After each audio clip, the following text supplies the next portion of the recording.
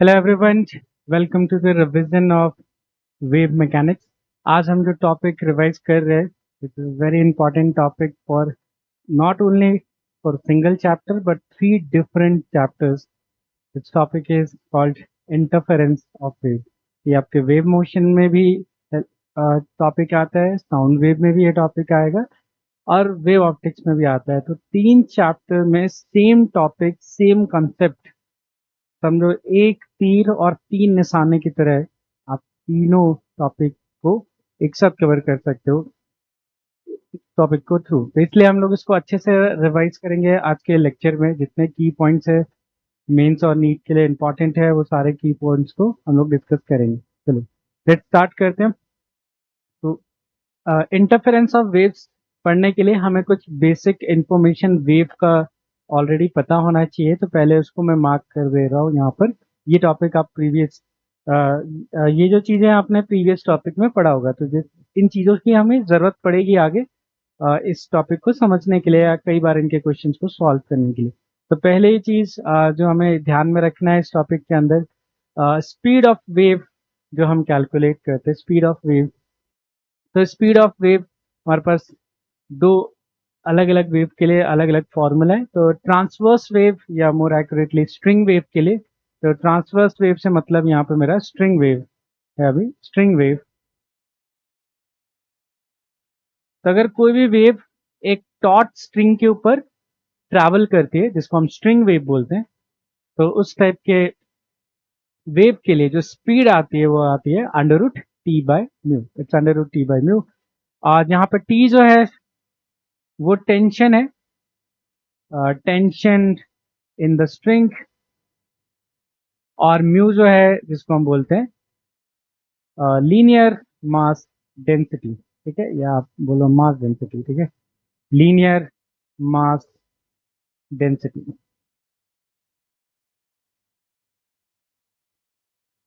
तो ये आपका फॉर्मूला है जिसपे आप बहुत सारे एग्जांपल्स भी करते हो उस टॉपिक के अंदर। इस फॉर्मूले को आगे थोड़ा सा और इलेबोरेट कर सकते हैं और म्यू की वैल्यू को हम रो इंटू ए से रिप्लेस कर सकते हैं, जहां पर ए जो है वो क्रॉस सेक्शनल एरिया है आपके स्ट्रिंग का। जो क्रॉस सेक्शनल एरिया होगा ना स्ट्रिंग का, वो है। और रो जो है वो आपका वॉल्यूमेट्रिक डेंसिटी है। ठीक है, तो ये भी, ये वॉल्यूमेट्रिक डेंसिटी, वॉल्यूमेट्रिक डेंसिटी। ये सारी चीजें ध्यान में रख सकते हैं। तो this is speed of string wave on a taught string. इसकी जरूरत पड़ेगी, कई कई सारे क्वेश्चन स्टैंडिंग वेव में इस फॉर्मूले की जरूरत पड़ती है। दूसरा, अगर हम लोग लॉन्गिट्यूडनल वेव, लॉन्गिट्यूडनल वेव के लिए हम बात कर रहे हैं साउंड वेव का। यहाँ पर जो साउंड वेव की जो स्पीड होती है किसी भी मीडियम में, तो सॉलिड हो, लिक्विड हो, गैस में, उसका जो फॉर्मूला आता है, तो speed of sound wave solid के लिए आता है यंग्स मॉडुलस बाय रो। ठीक है, और ये सॉलिड के लिए होता है। आप वो टॉपिक पढ़ोगे तो उसमें दिखेगा सॉलिड, लिक्विड और गैसेस के लिए अलग अलग होता है।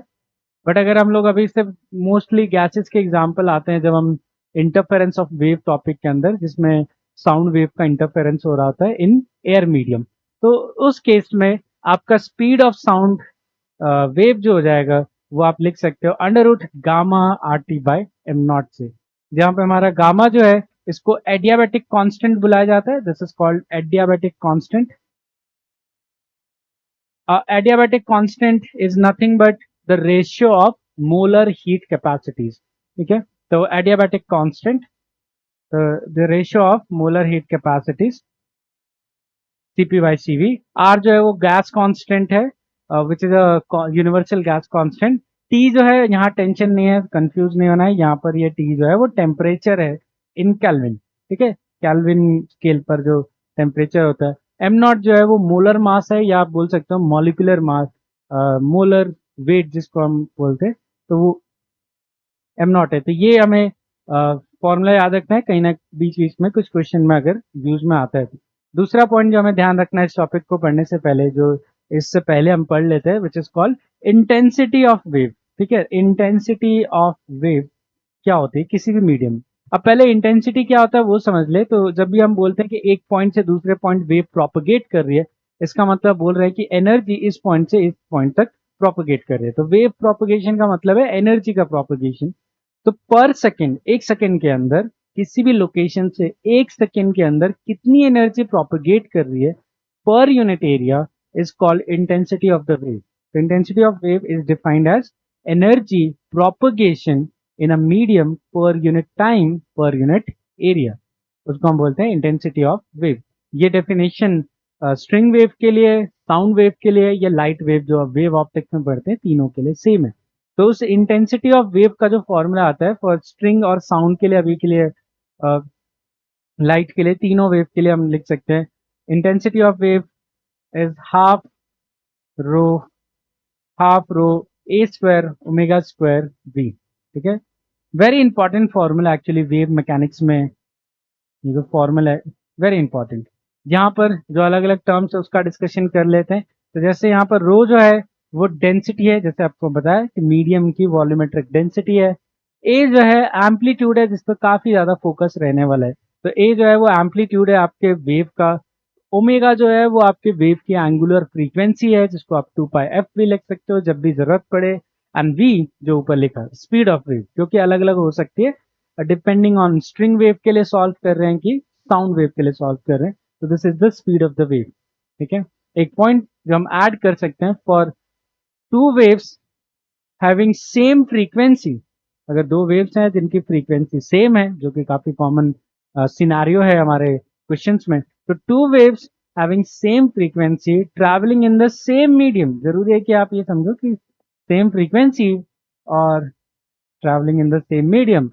अगर ऐसा है तो दोनों वेव की जो इंटेंसिटी होगा वो डायरेक्टली प्रोपोर्शनल होगा एम्पलीट्यूड के स्क्वायर के। क्योंकि इस केस में दोनों का अगर मीडियम सेम हो चुका है तो रो सेम हो गया, मीडियम सेम होने की वजह से ये फैक्टर सेम हो गया दोनों के लिए। फ्रीक्वेंसी सेम होने की वजह से ये सेम हो गया। और जैसे मैंने बताया क्योंकि स्पीड ऑफ वेव मीडियम पे ही डिपेंड करता है, तो मीडियम सेम होने की वजह से स्पीड ऑफ वेव भी सेम हो गया। तो ये तीन चीजें सेम अगर हो जाती है तो दोनों के लिए जो इंटेंसिटी का रेशियो है वो एम्पलीट्यूड के स्क्वायर के रेशियो के बराबर आएगा। तो we can say intensity is directly proportional to amplitude square, given कि दोनों की फ्रीक्वेंसी सेम होना चाहिए और दोनों सेम मीडियम में प्रोपोगेट करने चाहिए। ठीक है, तो ये दो पॉइंट्स हम याद रखेंगे। हम अब कंटिन्यू करते हैं। तो इंटरफेरेंस को समझने के लिए या सॉल्व करने के लिए हम एक लॉ यूज करते हैं, जिसको हम बोलते हैं सुपरपोजिशन लॉ। इस लॉ को पहले समझ लेते हैं। इसके अंदर टू स्टेटमेंट्स होते हैं जो हमें हेल्प करते हैं इंटरफेरेंस को स्टडी करने में। तो सुपरपोजिशन लॉ क्या होता है, ये बहुत इंपॉर्टेंट लॉ है, बहुत सारे चैप्टर्स में ये यूज होता है। तो सुपरपोजिशन लॉ क्या बोलते हैं, पहला पॉइंट अगर मैं आपको लिखूं तो काम करते हैं, सेकेंड वाला पॉइंट पहले समझते हैं फिर। तो in according to superposition law या phenomena, existence of one wave does not affected, या existence of one wave is not affected due to the presence or absence of another wave in the medium। जब भी कोई medium में दो waves एक साथ आ जाती हैं तो एक वेव दूसरे वेव को बिल्कुल भी अफेक्ट नहीं करता। ये वेव में प्रॉपर्टीज होती। पार्टिकल में ऐसा नहीं होता। जब एक पार्टिकल दूसरा पार्टिकल दोनों सेम लोकेशन पे आ जाए तो दो उनके बीच में कोलिजन हो जाता है। अब जब कोलिजन होता है तो एक बॉडी दूसरे बॉडी को डिफॉर्म करती है, अल्टर करती है, इवन डिस्ट्रॉय भी करती है। बट ऐसा वेव में नहीं होता। अगर एक वेव, दो वेव्स एक ही लोकेशन पे आ जाए तो वो दोनों को बिल्कुल भी अल्टर नहीं करते या चेंज नहीं करते। This is the first statement and I can show you this with using a simulation right down here। So we have two waves। एक वेव जो है वो राइटवर्ड डायरेक्शन में ट्रैवल करेगा, तो this is a wave. Actually this is not a wave, this is a pulse of a wave. अगर हम continuous ऐसे बहुत सारी पल्सेस जनरेट करें तो ये पूरी वेव होगी, बट वो थोड़ा सिमुलेशन कॉम्प्लिकेटेड हो जाएगा, इसलिए सिर्फ इस वेव की पल्स को हमने ड्रॉ किया है। तो and second, this is the wave जो लेफ्ट में ट्रैवल करने वाला है। अब ये दोनों वेव्स जो है एक ही पोजीशन पे आने वाले हैं थोड़ी देर बाद, जब ये सिमुलेशन रन होगा। तो अगर इसको रन करें तो थोड़ी देर बाद जब अभी तक तो ये दोनों अलग अलग हैं, इंडिपेंडेंट है, बट दोनों ही जैसे अपने एक पोजीशन पे आते हैं तो यू विल सी दिस। ठीक है, अब जैसे ही दोनों एक दूसरे के ऊपर ओवरलैप कर जाते हैं, एक्चुअली आगे चल के मैं बोलूंगा कि इसी को हम इंटरफेरेंस बोलते हैं, जब दो वेव्स ओवरलैप हो जाती हैं। ठीक है, और ओवरलैप होने के बाद ये एक नया वेव आपको प्रोवाइड करती है। तो आप देखोगे इनके इंडिविजुअल वेव्स तो ये थी, ये और ये था। ठीक है, बट जब ये ओवरलैप हुई तो एक नया वेव बना दिया, and this phenomena is called interference. जब टू और मोर वेव्स ओवरलैप होके या इंटरफेयर होके एक रिजल्टेंट वेव को जन्म देते हैं, ठीक है, एक रिजल्टेंट वेव नया वेव बना देते हैं, तो इस फिनोमेना को हम क्या बोलते हैं, इंटरफेरेंस ऑफ वेव। तो ये आपका सामने एग्जांपल है, बट सुपरपोजिशन लॉ क्या बोलता है कि ऐसा लगता है ना कि अब दोनों ओवरलैप हो गए तो मे बी दोनों एक दूसरे को चेंज कर दिया या दोनों ने एक दूसरे वेव को डिस्ट्रॉय किया होगा या मॉडिफाई किया होगा, बट ऐसा नहीं है। जैसे ये दोनों वेव एक दूसरे से पास होंगे आपको दिखेगा दोनों वेव में अभी कोई भी डिफरेंस नहीं है, दोनों वेव एग्जैक्ट उसी तरह से ही है, ये एक दूसरे को ऑल्टर नहीं करते। अगर मैं इसको रन करूं you will be able to see much more clearly ये जो वेव्स हैं, जब ये एक दूसरे के ऊपर देख सकते हो, ये एक दूसरे के थ्रू पास कर रहे हैं, बट पास करते टाइम ये एक दूसरे को बिल्कुल भी डिस्ट्रॉय नहीं कर रहे, चेंज नहीं कर रहे। यू कैन क्लियरली सी कि दोनों का एम्पलीट्यूड में कोई चेंज नहीं आ रहा, they just pass through it. ठीक है, तो this is the first statement of superposition law कि वेव जो है जब सेम पोजीशन पे आते हैं तो एक दूसरे को डिस्ट्रॉय नहीं करते, just they just pass through each other. तो अगर सिंगल सिंगल पल्स है तो ये आप क्लियरली देख सकते हो। जैसे इसमें ये वाला वेव यहाँ पर जो है ये आप देखोगे इस रीजन में इंटरफेरेंस हो रहा है। अब ऐसे समझो कि ऐसे बहुत सारी पल्सेस हो, ऐसे बहुत सारी पल्सेस हो इधर से या इधर से बहुत सारी पल्सेस हो, तो दोनों कंटिन्यूसली इंटरफेरेंस होगा और आपको कंटिन्यूसली रिजल्टेंट दिखेगा। अभी क्या है एक एक पल्स है इसलिए आपको वो पूरा नहीं दिख रहा। ठीक है, तो फर्स्ट पॉइंट समझ में आ गया।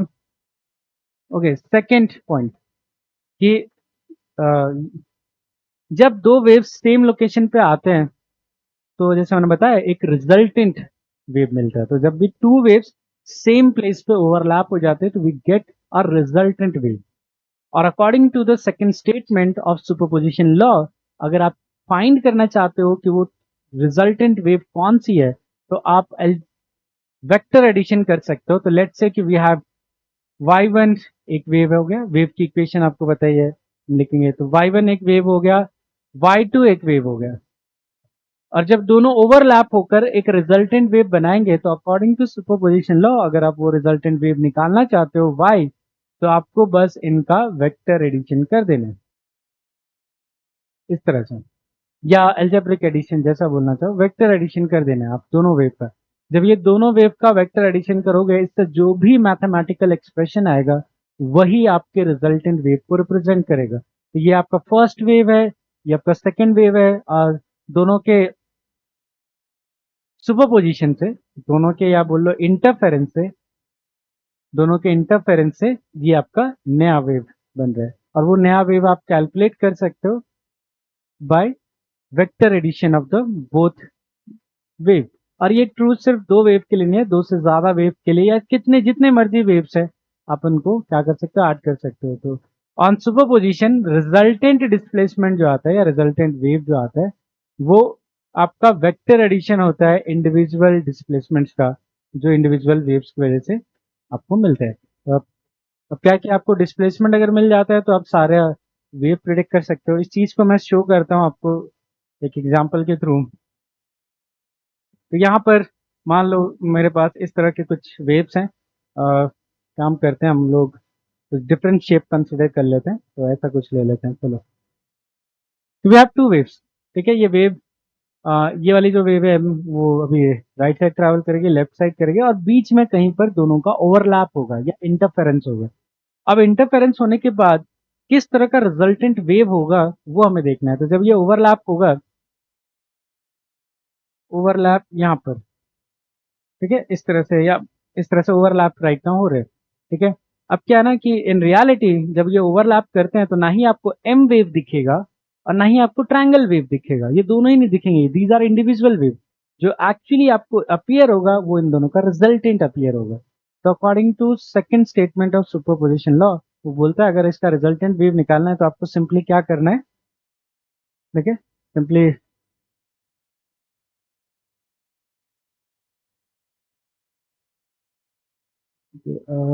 सेलेक्ट, हाँ सिंपली आपको क्या करना है, वेक्टर एडिशन करना है एट ऑल पॉइंट्स सभी के डिस्प्लेसमेंट का। तो अगर हम ध्यान से ऑब्जर्व करेंगे इस चीज को, देखना ध्यान से, ठीक है। एम वेव की वजह से जो कि इधर ट्रैवल कर रही है, अभी मैंने इसको स्टेशनरी कर दिया ताकि हम लोग ऑब्जर्व कर पाए, और ये इधर चल रही है, दोनों की सेम स्पीड है क्योंकि दोनों सेम मीडियम पर है। ओके, तो आप देखोगे इस पार्टिकल का, ये वाला पार्टिकल यहाँ पर, चलो इसको नाम दे देते हैं ना, या चलो ट्रैक कर लेते हैं। एम वेव की वजह से इसको कितना डिस्प्लेसमेंट मिल रहा है, +4, है ना। ईच बॉक्स है ना, 1 2 3 4 4 बॉक्स, ईच बॉक्स के लिए 1 यूनिट। और जो नीचे येलो वेव है, ब्लू वेव की वजह से तो +4 डिस्प्लेसमेंट मिल रहा है। ब्लू वेव तो यहाँ तक पहुंची नहीं, अभी तक पहुंची नहीं, वहां तक ब्लू वेव अभी तक आई नहीं इस टाइम तक। तो ब्लू कह रहा हूँ, येलो वेव वहां तक पहुंची नहीं अभी तक, उस पार्टिकल तक तो पहुंची नहीं। जो आपकी येलो वेव है वो सिर्फ यहीं तक पहुंचे है। तो येलो वेव की वजह से इस पार्टिकल को जो डिस्प्लेसमेंट मिल रहा है वो 0 मिल रहा है, 0। तो 4 + 0 वेक्टर एडिशन, 4 + 0 आपको दिखेगा 4 आएगा, इसलिए इसके रिजल्टेंट वेव में आप देखोगे ये लोकेशन यहाँ पर है, ठीक है। क्या कहते हैं इसको, तो मैं अलग कलर यूज कर लेता हूँ। तो ब्लू वाली वेव की वजह से +4, ठीक है, और येलो वाली वेव की वजह से 0, येलो वाली वेव की वजह से 0। तो टोटल जो मिल रहा है उसको डिस्प्लेसमेंट, वो हम ट्रैक करेंगे। तो देखो यहाँ पे ट्रैक करो तो टोटल इसको 4 मिलना चाहिए। तो नीचे की तरफ इसका रिजल्टेंट वेव देखो, ये वाला पार्टिकल एग्जैक्टली 4 यूनिट पे बनाया है हमने, ठीक है। तो 4 यूनिट, 4 + 0। नेक्स्ट अगर अगले पार्टिकल पे चलते हैं, तो अगले पार्टिकल में जो ब्लू वाली वेव है उसकी वजह से मिल रहा है +3, +3 यूनिट्स ऊपर है। और येलो वाली वेव तो अभी तक वहां तक पहुंची ही नहीं है, तो वो येलो वाली वेव की वजह से अभी कितना है, 0। तो 3 + 0 टोटल समीशन कितना हो जाएगा, 3। तो आप देखो ये वाला पार्टिकल जो है वो 3 यूनिट ऊपर होना चाहिए। तो देखो ये वाला पार्टिकल, यस 3 यूनिट ऊपर है, देख सकते हो, 1 2 3, 3 यूनिट्स ऊपर है। वैसे नेक्स्ट पार्टिकल अब यहाँ से इंटरेस्टिंग होना शुरू होगा। नेक्स्ट के लिए, नेक्स्ट पार्टिकल के लिए ब्लू वाली वेव से हमें मिल रहा है 2 यूनिट्स डिस्प्लेसमेंट ऊपर की तरफ, और ये जो येलो वाली वेव है उससे मिल रहा है 0 डिस्प्लेसमेंट, क्योंकि आप देख सकते हो इसका डिस्प्लेसमेंट अभी 0 दे रहा है, ठीक है। यहाँ पर डिस्प्लेसमेंट 0 है, तो 2 + 0 2।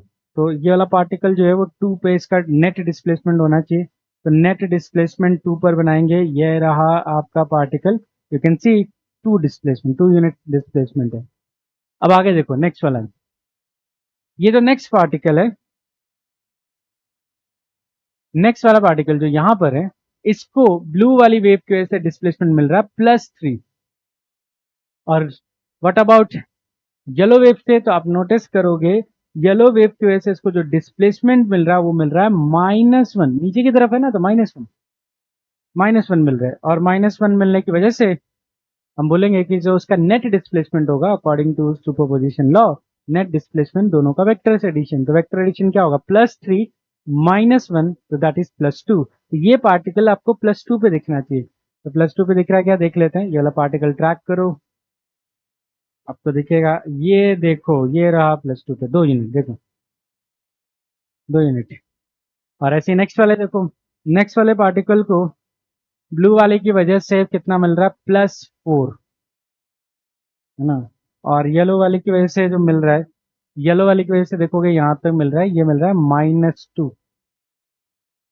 तो दोनों का combine effect vector addition +2 - 2, sorry +4 - 2 +2 आ जाएगा। तो मतलब ये वाला पार्टिकल आपको +2 डिस्प्लेसमेंट पे दिखना चाहिए, तो रिजल्टेंट वेव में, तो this is the resultant wave, देखो +2 पे दिख रहा है, एंड सो ऑन। तो एक्चुअली इन दोनों के ओवरलैप से, इन दोनों के ओवरलैप से आपका रिजल्टेंट वेव कुछ ऐसा दिखेगा, दिस इज रिजल्टेंट वेव, दोनों के ओवरलैप से इस तरह से,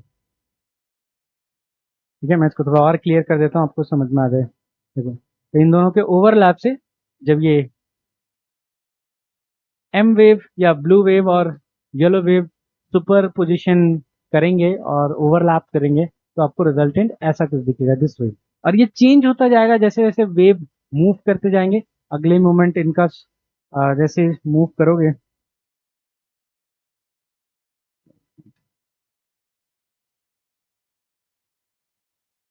जैसे मूव करोगे यू विल सी दिस।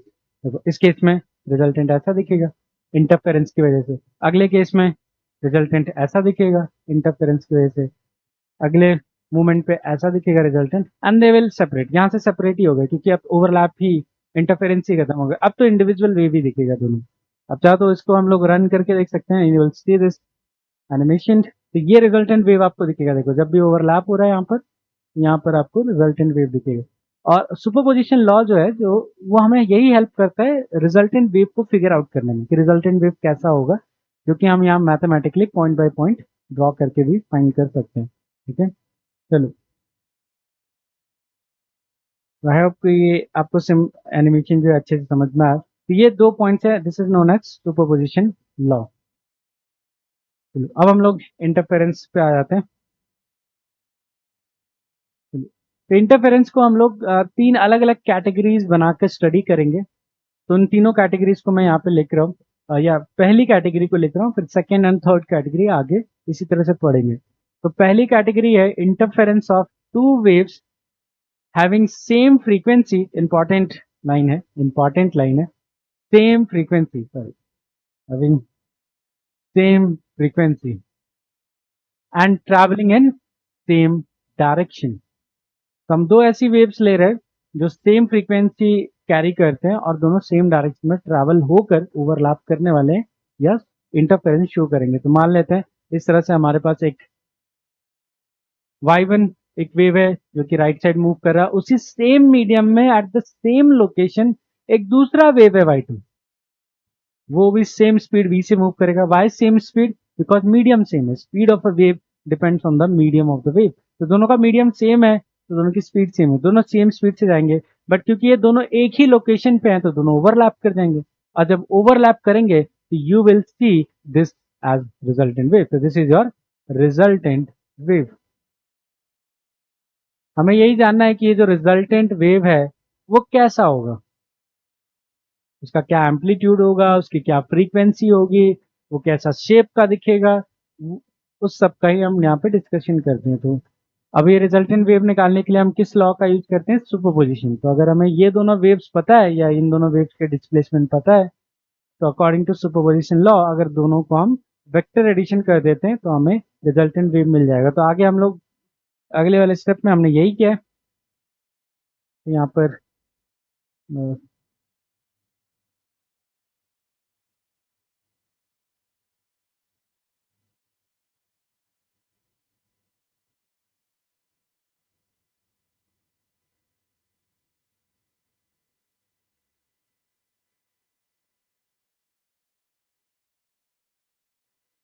तो मैथमेटिकली हम इस तरह से लिख सकते हैं, मान लेते हैं let we have two waves, one is y1, one is y2, इस तरह से। और हमने वेव की इक्वेशन ली है a1 sign omega t minus k x, और सेकेंड वेव लिया है a2 sign omega t minus k x plus five. यहाँ पे a1 है, a2 जो है वो एम्पलीट्यूड है, और जो फाई है, वैसे तो ये फेज लग रहा होगा बट ये फाई जो है, जो एक्स्ट्रा टर्म हमने यहाँ पे लिख रखा है, ये जो फाई है वो आपका फेज डिफरेंस है। सिर्फ फेज नहीं है, फेज डिफरेंस है बिटवीन ए या y1 एंड y2।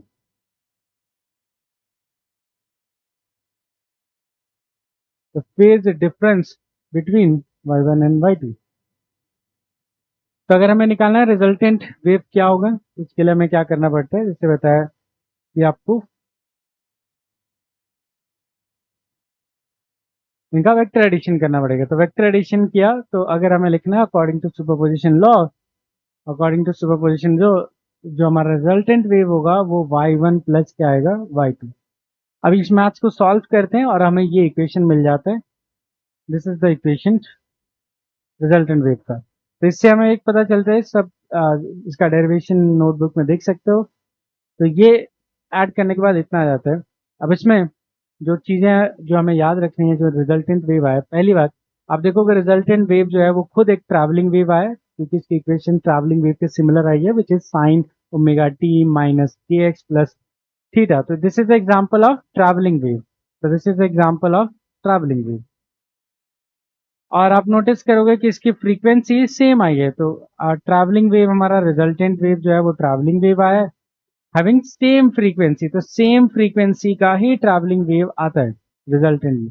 इसका मतलब ये तो पता चला कि ओवरलैप होने से फ्रीक्वेंसी चेंज नहीं होता, फ्रीक्वेंसी सेम रहता है।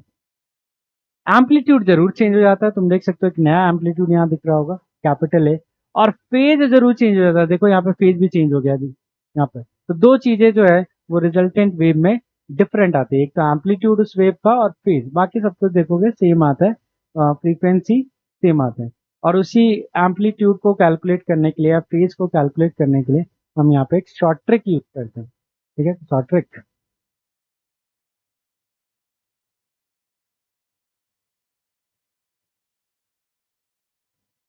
शॉर्ट ट्रिक, ताकि हमें पूरा मैथ्स ना करना पड़े, नहीं तो इसको ऐड करके आप सॉल्व कर सकते हो। शॉर्ट ट्रिक में क्या करना होता है, जो फेज डिफरेंस होता है, या हम कह लें जो थोड़ा सा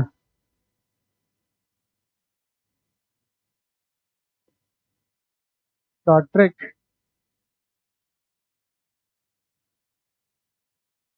शॉर्ट ट्रिक में हम क्या करने वाले हैं, जो हमारा एम्पलीट्यूड है, एम्पलीट्यूड जो है उसको ट्रीट किया जाएगा, एम्पलीट्यूड को ट्रीट किया जाएगा मैग्नीट्यूड ऑफ वेक्टर की तरह। यस, मैंने वेक्टर बोला है, magnitude of vector. I know यहाँ पे वेक्टर कहाँ से आ गए, इससे शॉर्ट ट्रिक। तो जो एम्पलीट्यूड है वेव का, उसको आप मैग्नीट्यूड ऑफ वेक्टर की तरह ट्रीट करो, और जो फेज है उनके बीच का फेज एंगल, फेज एंगल उनके बीच में जो फेज एंगल है वो ट्रीट करो एंगल बिटवीन वेक्टर्स की तरह, एंगल बिटवीन वेक्टर्स की तरह।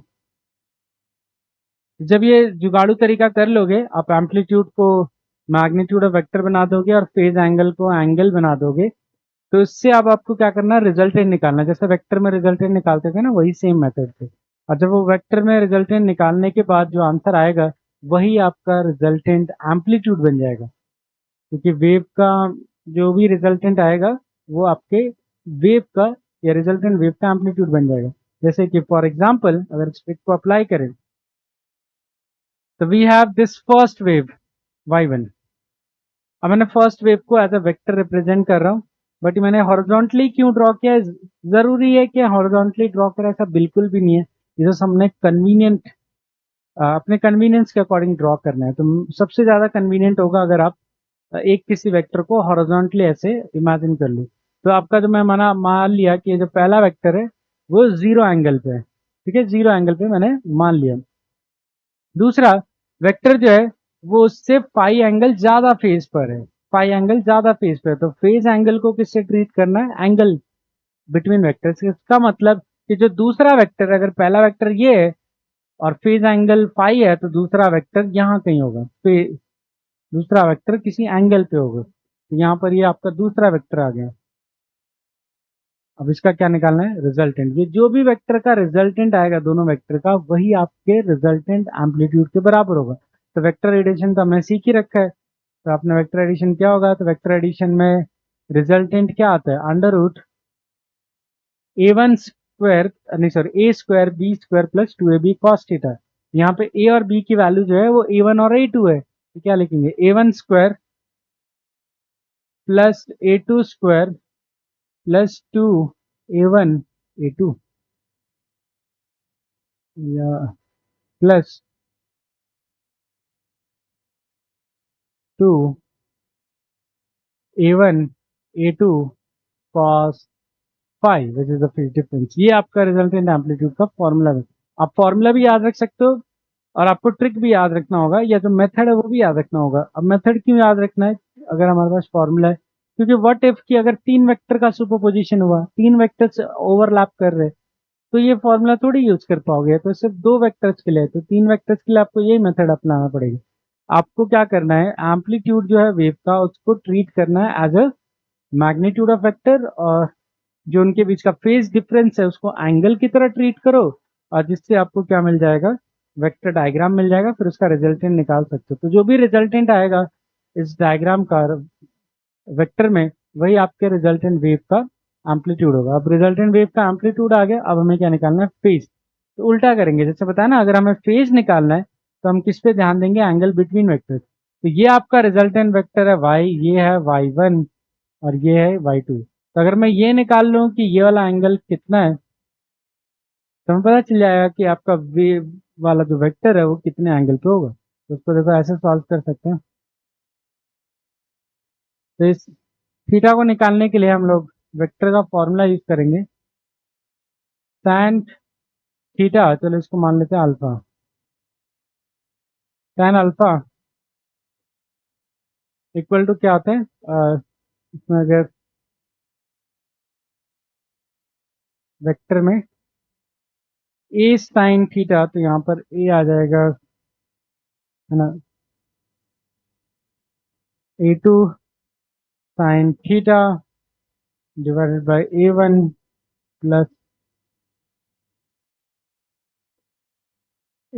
Plus a2 cos theta. इस तरह से tan अल्फा का फॉर्मूला यूज कर लेंगे, जो वेक्टर में भी यूज कर सकते करा था। तो ये एंगल आने के बाद आपको फेज भी आ जाएगा कि आपका जो रिजल्टेंट वेक्टर है उसका एंगल कितना है, या रिजल्टेंट वेव जो है उसका फेज कितना होगा, जो कि यहाँ पर तुम्हें वन ऑफ द क्वेश्चन पूछा जा सकता है।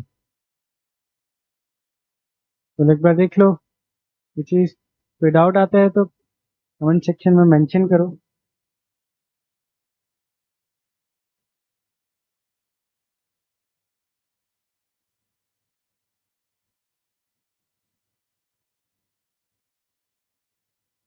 चलो आगे कंटिन्यू करें। तो ये आपका एम्पलीट्यूड का फॉर्मूला आ गया, तो ये आप एम्पलीट्यूड का फॉर्मूला याद रख सकते हो डायरेक्टली,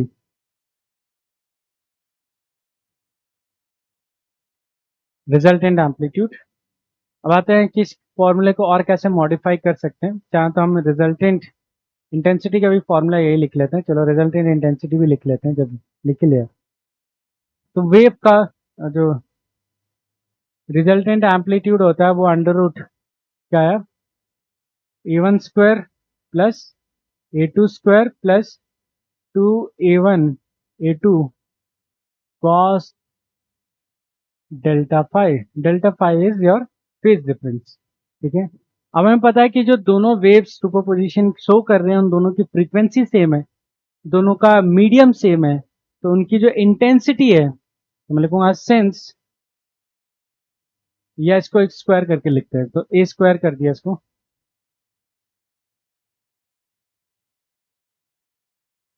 तो ए स्क्वायर किसके बराबर आया, a1 square plus a2 square plus 2a1 a2 cos delta है। अब हमें पता है also intensity of wave is directly proportional to a square। ठीक है, ये हमने पहले पॉइंट लिखा था, अगर दो वेव सेम मीडियम में और सेम फ्रीक्वेंसी के साथ हो तो एम्पलीट्यूड का स्क्वायर हो जाएगा, और यहां से हम लोग लिख सकते हैं देयरफॉर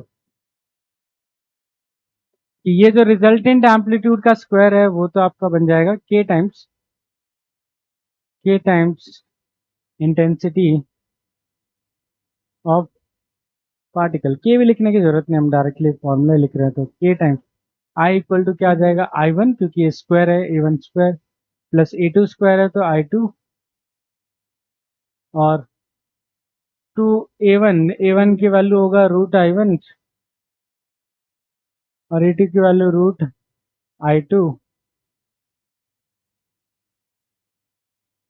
i1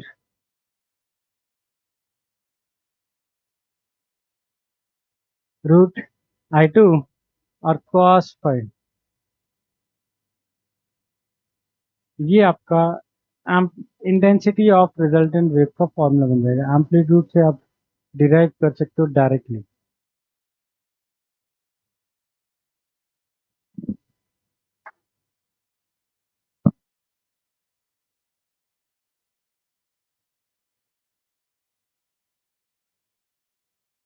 ओके, जैसे इंटेंसिटी आ गया, अब हम उसमें बहुत सारे पॉइंट्स आगे और लिखने वाले। तो ये दो फॉर्मूले, रिजल्टेंट वेव का इंटेंसिटी और रिजल्टेंट वेव का एम्पलीट्यूड।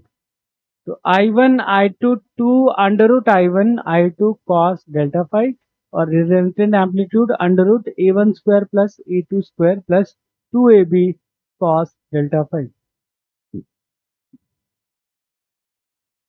ठीक है, नेक्स्ट पॉइंट है कोहेरेंट सोर्सेज के बारे में। There is something called coherent waves या कोहेरेंट सोर्सेज। इनकी डेफिनेशन है, अगर टू वेव्स जिनके बीच का फेज डिफरेंस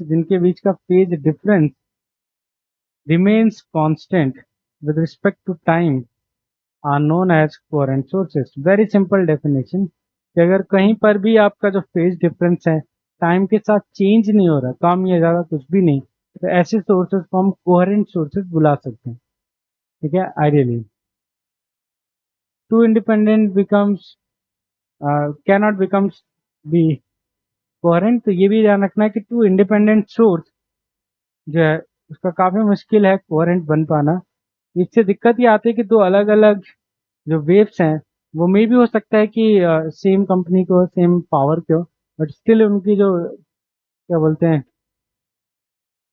फेज है वो अलग हो सकता है। इसकी वजह से दो इंडिपेंडेंट सोर्सेस को कोहेरेंट नहीं मान सकते, स्पेशली लाइट के केस में। यहाँ पर अगर कोई एग्जांपल दिया और बोला कि इंटरफेरेंस हो रहा है तब तो मान ही लेंगे हम लोग। चलो आगे नेक्स्ट पॉइंट।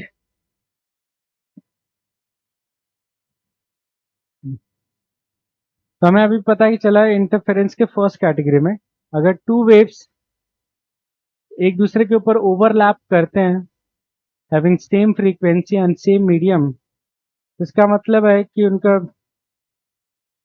जो रिजल्टेंट वेव है वो भी ट्रैवलिंग वेव ही आएगा और उसकी भी डायरेक्शन सेम ही होगा, और उसका जो बिहेवियर है वो हम यहाँ पढ़ सकते हैं कि रिजल्टेंट वेव किस टाइप का आएगा। तो हमें दिख रहा है कि रिजल्टेंट वेव का जो एम्पलीट्यूड है, इंटेंसिटी है, वो कुछ इस टाइप की है, क्योंकि ना ही मैक्सिमम है और ना ही मिनिमम वैल्यू है, कुछ बीच में है। ठीक है, तो मिनिमम और मैक्सिमम निकालने के लिए यहाँ पे बोला है कि वेव्स जो है constructive interference top word use किया जाता है जब आप वेव्स के जो सारे क्रेस्ट हैं वो एक दूसरे पे अलाइन कर दे। डिस्ट्रक्टिव तब बोलते हैं जब सारे जो है वो अलाइन ना करें, वो ऑपोजिट अलाइन करें। तो अलाइन करने का मतलब है कि कंस्ट्रक्टिव तब होता है जब दो वेव्स हैं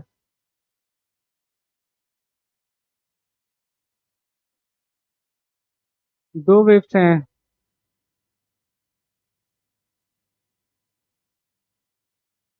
एक ये वाला ले लिया और एक ऊपर वाला, अगर इनका क्रेस्ट टू क्रेस्ट और ट्रफ टू ट्रफ अलाइन कर जाते हैं, तो इस केस में according to principle of superposition ये दोनों पॉइंट जो है वो दोनों ऐड होके मैक्सिमम हाइट देने वाले। ठीक है, दोनों एंड पे। तो जो क्रेस्ट है वो क्रेस्ट से ओवरलैप होगा, ट्रफ जो है वो हमेशा ट्रफ से ओवरलैप होगा।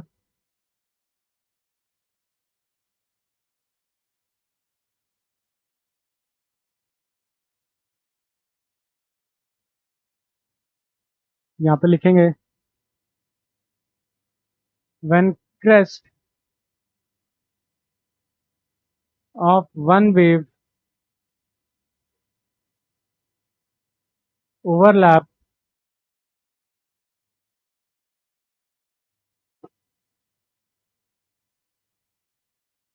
Overlap with another wave.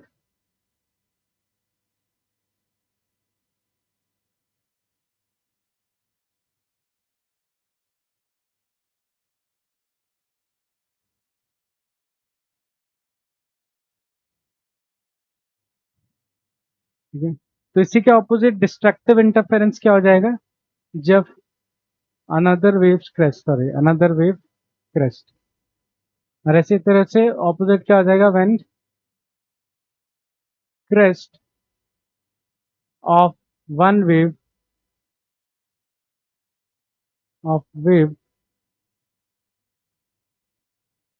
aligns overlap with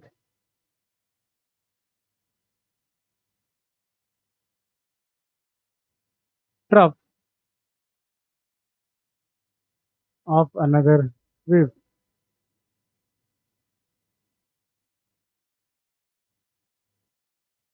इस तरह से हम लोग डिफाइन करते हैं कंस्ट्रक्टिव और डिस्ट्रक्टिव इंटरफेरेंस को। तो अगर दो वेव जो ओवरलैप हो रही है, अगर उनके क्रेस्ट और क्रेस्ट अलाइन हो जाते हैं, ट्रफ और ट्रफ अलाइन हो जाता है, तो उस केस में जो इंटरफेरेंस होता है वो कंस्ट्रक्टिव इंटरफेरेंस कहलाते हैं। और अगर ऐसी दो वेव्स है जिसमें ओवरलैप होने के बाद जो क्रेस्ट है वो ट्रफ के साथ अलाइन करता है और जो ट्रफ है वो क्रेस्ट के साथ अगर अलाइन करता है, तो इस केस में जो इंटरफेरेंस होता है उसको हम डिस्ट्रक्टिव इंटरफेरेंस बोलते हैं। और वो इसलिए क्योंकि जो फर्स्ट केस है कंस्ट्रक्टिव इंटरफेरेंस, इसमें जो इंटेंसिटी आती है वो मैक्सिमम आती है। इंटेंसिटी जो आती है वो क्या आती है? मैक्सिमम, क्योंकि ऑब्वियसली हम लोग एनर्जी ज़्यादा गेन करने की कोशिश कर रहे हैं। तो लार्जर एम्पलीट्यूड आएगा तो आपकी इंटेंसिटी ऑफ वेव भी क्या होगा? इंक्रीज होगा। मैक्सिमम आएगा आपका रिजल्टेंट इंटेंसिटी मैक्सिमम। और ऑब्वियसली फॉर डिस्ट्रक्टिव इंटरफेरेंस यही सेम वैल्यू जो आएगा मिनिमम। अब कब मैक्सिमम आएगा वो देख लेते हैं। तो यहाँ से इस डायग्राम से देख पाओगे कि अगर हम लोग लिखें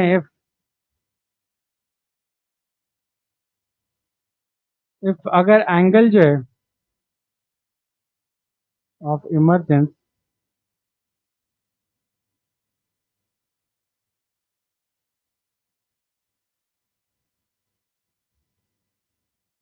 अगर इफ एंगल ऑफ दोनों को अलग लिख देते हैं। इफ एंगल ऑफ इमरजेंस बोला, sorry,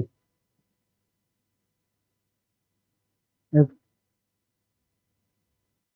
phase difference, the phase angle है ना, phase difference between two waves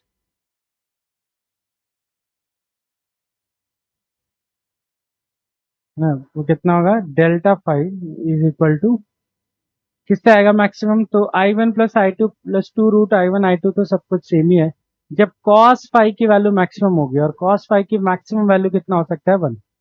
cos phi की मैक्सिमम वैल्यू वन हो सकता है। और वन कब होता है? जब आपका फेज डिफरेंस या जो एंगल होगा वो कितना होगा? Two N pi. तो सारे multiple of two pi, you can say multiple of two pi. तो अगर दो वेव के बीच में phase difference two N pi है, यहाँ पे एन जो है वो कुछ भी हो सकता है, N is starting from zero, one, two, three and so on. ठीक है, तो अगर आपके वेव के बीच में phase difference two N pi है तो इस केस में इंटेंसिटी क्या आएगा? मैक्सिमम। और एम्पलीट्यूड भी क्या आएगा? मैक्सिमम। और ऐसे इंटरफेरेंस को हम क्या बोलते हैं? Constructive interference. और उसी के ऑपोजिट डिस्ट्रक्टिव के लिए सबसे कॉस की सबसे लोएस्ट वैल्यू कितनी होती है? -1।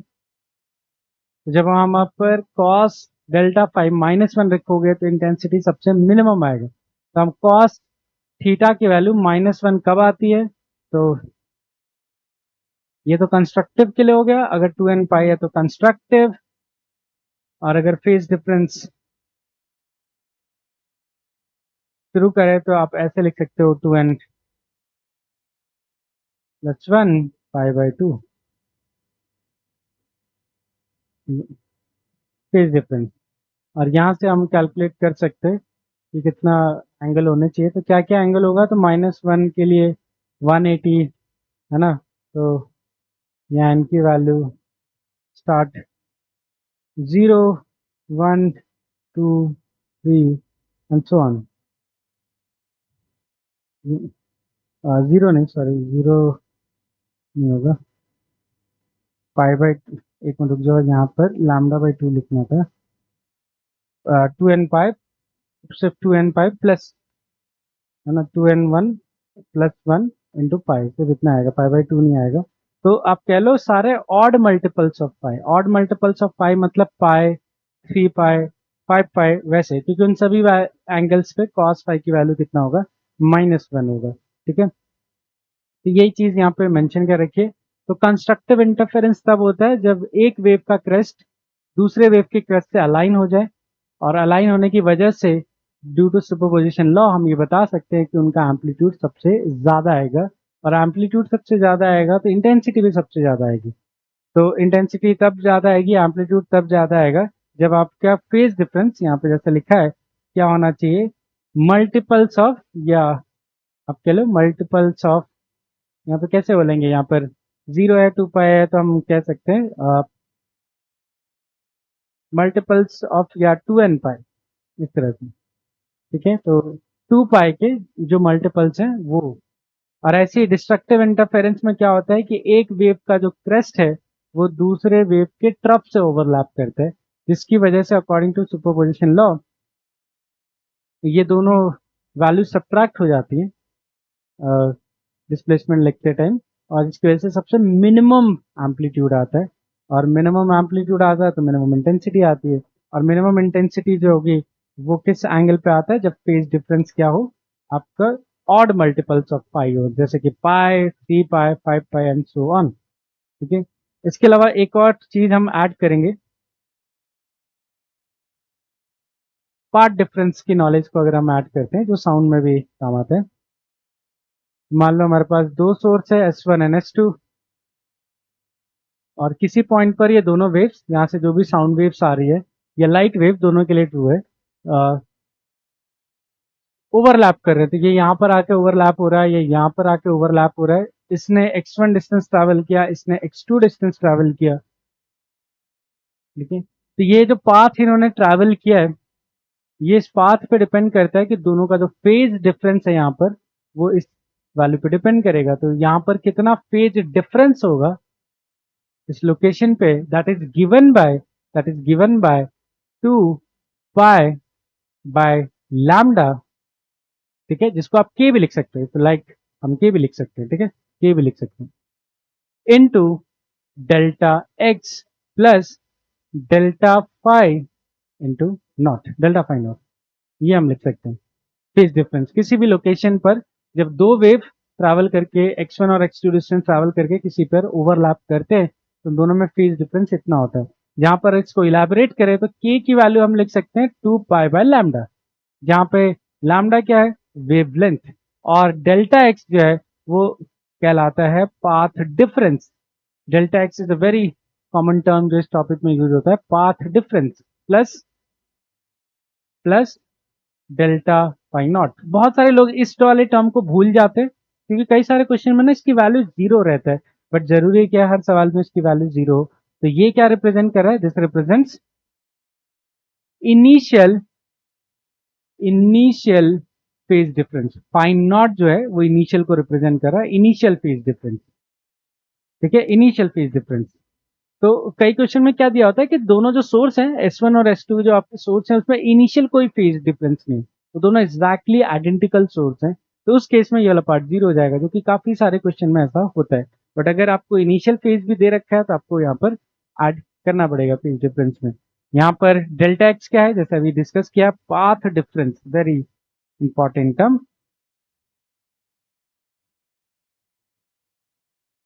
Path difference. ठीक है, पाथ डिफरेंस क्या होता है, जो दोनों वेव्स ने डिस्टेंस ट्रैवल किया है, तो इस वेव ने x1 डिस्टेंस ट्रैवल किया, इस वेव ने x2 डिस्टेंस ट्रैवल किया, तो इनके पाथ लेंथ का जो डिफरेंस है, लिटरली इसका नाम ही वही है, पाथ डिफरेंस, मतलब difference in the path taken by the wave. तो इस वेव ने कितना डिस्टेंस ट्रैवल किया, x2, इस वेव ने कितना डिस्टेंस ट्रैवल किया, x1, इन दोनों के बीच में पाथ डिफरेंस कितना होगा, x2 minus x1। The difference in path travel by the particle, difference in path travel by the particle. ठीक है, x1 x2, तो फेज डिफरेंस इक्वल टू क्या होता है, 2 pi by lambda into path difference. और अगर इनिशियल फेज डिफरेंस जीरो है, आपको सवाल में ये दे रखा है, if it mentioned, if initial phase difference zero दे रखा है, जो कि काफी सारे क्वेश्चंस में ऐसा होगा, तो आप लिख सकते हो phase difference directly 2 pi by lambda क्या होगा, पाथ डिफरेंस। तो वेव ने जो डिस्टेंस ट्रैवल किया, अब यहाँ पे इसको अकोमोडेट कर देते हैं इस वाले थ्योरी में। तो हमें पता है कि कंस्ट्रक्टिव इंटरफेरेंस के लिए हमारा पास जो फेज डिफरेंस होना चाहिए वो कितना होना चाहिए, 2n पाई। जहाँ पे n can be 0, 1, 2, 3, 4 and so on. वैसे ही सिमिलरली डिस्ट्रक्टिव इंटरफेरेंस के लिए हमारे पास फेज डिफरेंस क्या होना चाहिए, 2n प्लस फाइव, जो कि होता है ऑड मल्टीपल्स ऑफ फाइव। तो वहां से हम निकाल सकते हैं कि फेज डिफरेंस कितना होना चाहिए कंस्ट्रक्टिव और डिस्ट्रक्टिव के लिए। तो कंस्ट्रक्टिव और डिस्ट्रक्टिव, तो कंस्ट्रक्टिव के लिए फेज डिफरेंस जो होना चाहिए वो कितना होना चाहिए, 2n5। और हमें पता है कि फेज डिफरेंस क्या हो जाएगा, 2 pi by lambda into path difference, तो दैट इज 2n पाई। तो पाथ डिफरेंस की वैल्यू कितना आ जाएगा, 2 पाई से कैंसिल हो गया, तो ये कितना आ जाएगा, n लैम्डा। तो n लैम्डा से क्या पता चल रहा है कि अगर आपकी वेव्स में, है ना, अगर आपकी वेव्स जो है उनमें n लैम्डा का पाथ डिफरेंस है तो दोनों हमेशा कंस्ट्रक्टिव इंटरफेरेंस शो करेंगे। और n लैम्डा का मतलब क्या क्या पॉसिबल आंसर वैल्यूज, जीरो हो सकता है, मे बी उनके बीच में n इक्वल टू जीरो डालो, मे बी उनके बीच में पाथ डिफरेंस जीरो हो सकता है, या लैम्डा हो सकता है, या तो 2 लैम्डा हो सकता है, या तो 3 लैम्डा हो सकता है, एंड सो ऑन, मतलब ऑल मल्टीपल्स ऑफ लैम्डा। तो अगर path difference multiples of lambda के बराबर है तो दोनों वेव्स उस पोजीशन पे कंस्ट्रक्टिव इंटरफेरेंस शो करेंगे। वैसे ही डिस्ट्रक्टिव इंटरफेरेंस के लिए होता है 2n+1 pi, this is phase difference. ठीक है, अब यहां से हम लिखेंगे 2 pi by lambda into delta x, path difference के लिए यह आ जाएगा 2n+1 पाई, और पाई से पाई कैंसिल हो गया, डिवाइड हो गया, तो 2n+1 λ/2। इसका मतलब फॉर डिस्ट्रक्टिव इंटरफेरेंस आपका जो पार्ट डिफरेंस होना चाहिए वो λ/2 का ऑड मल्टीपल्स होने चाहिए। 2n+1 मतलब ऑड मल्टीपल, मतलब कैसे कैसे मल्टीपल्स, या तो λ/2 हो सकता है, या तो 3 λ/2 हो सकता है, या तो 5 λ/2 हो सकता है, एंड सो ऑन। तो अगर आपके वेव्स में पाथ डिफरेंस किसी लोकेशन पर ऑड मल्टीपल्स है λ/2 के, तो वहां पर पक्का डिस्ट्रक्टिव इंटरफेरेंस होगा। ठीक है, अब कंस्ट्रक्टिव और डिस्ट्रक्टिव में क्या क्या चीज हमने मेंशन कर लिया कि कंस्ट्रक्टिव इंटरफेरेंस में एम्पलीट्यूड मैक्सिमम आता है, इंटेंसिटी मैक्सिमम आती है। डिस्ट्रक्टिव में एम्पलीट्यूड मिनिमम आती है और इंटेंसिटी भी मिनिमम आती है। कितना मैक्सिमम होता है, तो मैक्सिमम एम्पलीट्यूड आता है A1+A2, वो आप यहाँ से भी देख सकते हो, है ना। इक्वेशन लिखे थे यहाँ पर, देखो ये रहा ना यहाँ पर, तो ये आपका रिजल्टेंट एम्पलीट्यूड है। तो जब पाई की वैल्यू 2n पाई रखोगे तो मैक्सिमम मैक्सिमम वैल्यू आएगी A1+A2। This is the maximum amplitude possible with superposition या इंटरफेरेंस ऑफ टू वेव। और मिनिमम मिनिमम कितना आएगा, जब यहाँ पर आप ऑड मल्टीपल्स ऑफ पाई रखोगे तो मिनिमम आएगा A1-A2। ठीक है, उसी के कॉरेस्पॉन्डिंग यहाँ पर इंटेंसिटी के केस में मैक्सिमम,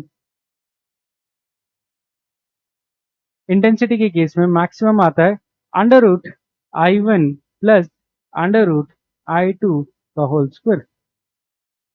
और मिनिमम मिनिमम कितना आएगा, √I1 - I2 का होल स्क्वायर। मैक्सिमम तब आएगा जब कंस्ट्रक्टिव इंटरफेरेंस होगा, जिस केस में ये जो पाई है उसकी वैल्यू जो होती है वो कितना होता है, 2n पाई का या 2 पाई का मल्टीपल होता है, तब यहाँ पर ये मैक्सिमम इंटेंसिटी आएगी। और अगर पाई का ऑड मल्टीपल्स फेज डिफरेंस हुआ डिस्ट्रक्टिव इंटरफेरेंस के केस में, तो ये मिनिमम इंटेंसिटी आएगी। तो ये हमने यहाँ पर मेंशन कर लिया। कुछ और छोटे मोटे पॉइंट्स और मार्क कर सकते हैं, जैसे कि I1/I2 का फॉर्मूला जो है, जैसे मैंने बताया था कि इंटेंसिटी जो होता है वो डायरेक्टली प्रोपोर्शनल होता है एम्पलीट्यूड के स्क्वायर के। तो I1/I2 का जो रेशियो आएगा वो A1/A2 का होल स्क्वायर आएगा। I maximum upon I minimum का जो रेशियो आएगा सेम तरीके से वो A maximum upon A minimum के स्क्वायर के बराबर। और A मैक्सिमम कितना, A1+A2, A मिनिमम कितना, A1-A2। ठीक है, इसके अलावा आप यही सेम चीज इस रेशियो में कन्वर्ट कर सकते हो अगर, तो आई मैक्स जो होता है वो कितना होता है, √I1 + I2 का होल स्क्वायर, मिनिमम होता है √I1 - I2 का होल स्क्वायर। तो कुछ और फॉर्मूलाज कर सकते हैं इसमें, कंडीशंस जो लिखे हैं, जैसे एवरेज लिया है एवरेज निकालना है, मैक्सिमम मिनिमम डिवाइडेड बाई 2। अगर एवरेज निकालना है तो वो कर सकते हो यहाँ पर, और ये सॉल्व करके आ जाएगा I1 प्लस I2। ठीक है, इंटरफेरेंस के केस में। तो हमारे पास और एक होता है विजिबिलिटी, मतलब इसको हम लोग वेव ऑप्टिक्स में विजिबिलिटी बोलते हैं, but degree of interference pattern यहाँ पे होता है। तो डिग्री ऑफ इंटरफेरेंस पैटर्न,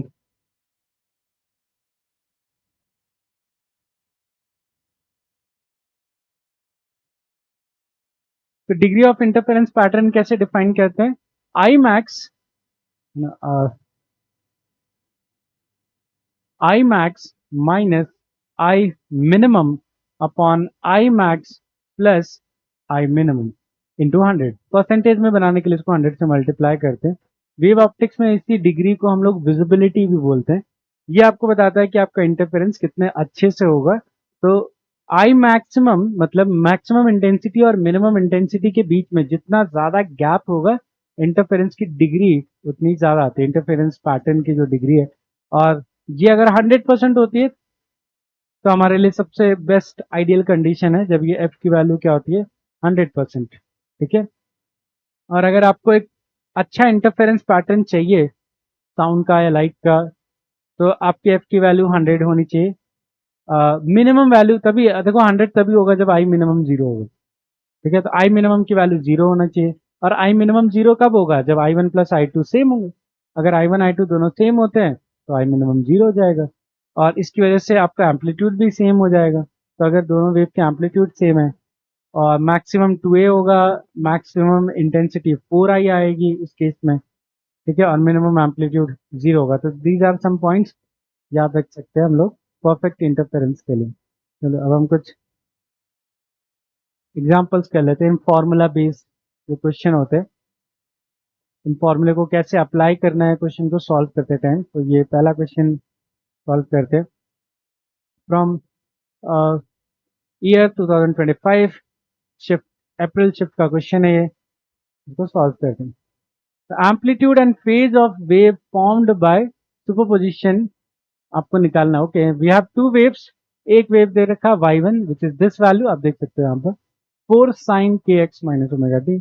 दूसरा wave y2 is 2 sin kx omega t plus 2 pi by 3। ठीक है, ये दोनों वेव, इन दोनों का सुपरपोजिशन हो रहा है। सुपरपोजिशन होने के बाद जो एम्पलीट्यूड आएगा वो बताना है, और जो फेज आएगा वो बताना है। जैसे स्टार्टिंग में हमने जो 2 पॉइंट समझे थे, तो इसका हमारा शॉर्ट ट्रिक क्या है? इसको हम वेक्टर एडिशन से सॉल्व करते हैं। तो हम क्या करेंगे, हम वेक्टर के जो मैग्नीट्यूड्स है उनको एम्पलीट्यूड की तरह ट्रीट करेंगे। तो हमारा पहला मैग्नीट्यूड हो जाएगा 4। हमारा वेक्टर का मैग्नीट्यूड, A1 की वैल्यू कितना हो जाएगा? 4। और सेकेंड वेक्टर का मैग्नीट्यूड हो जाएगा 2। तो जो एम्पलीट्यूड है उसको किसकी तरह ट्रीट करना है? मैग्नीट्यूड की तरह।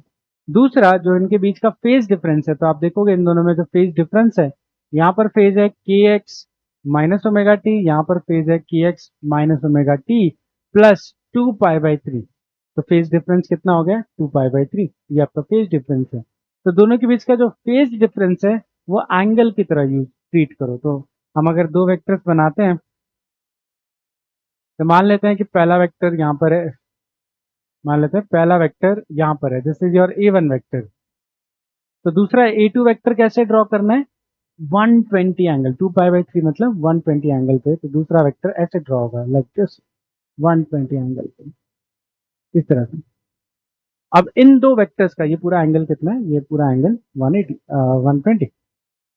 अब इन दो वेक्टर्स का रिजल्टेंट निकालना है। जो भी इन दोनों वेक्टर्स का रिजल्टेंट होगा वही आपका आंसर होगा।